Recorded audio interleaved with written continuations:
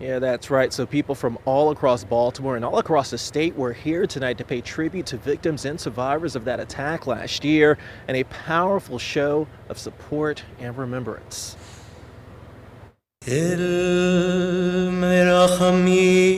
People from all over our area packing into the Bethel congregation off Park Heights Avenue to mark 1 year since the October 7th attacks on Israel. It's been a very difficult year. Richard Pozornik is one of hundreds who came out to honor the victims. I know people who are fighting.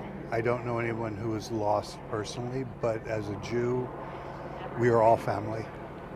It doesn't make any difference whether it's blood, what our race is. If you're Jewish, you are part of our family.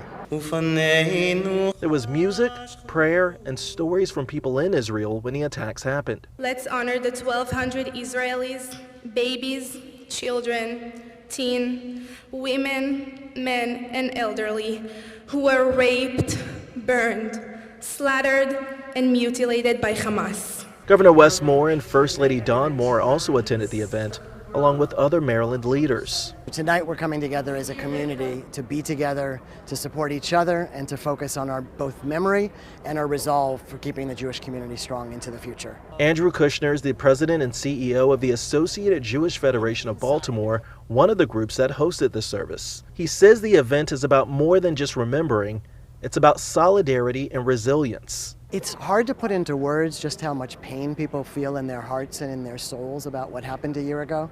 And the opportunity to be together, to lean on a shoulder, to get a hug, to express solidarity is something that is so important for people who care.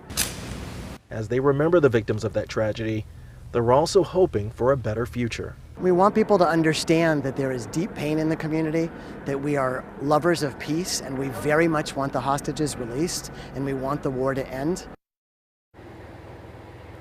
Now, during the ceremony, Governor Moore denounced the attack and says that Maryland stands with the Israeli people. He says that those who find hatred will also find the consequences of it. Reporting live, Kyrie Stewart, WBAL TV 11 News.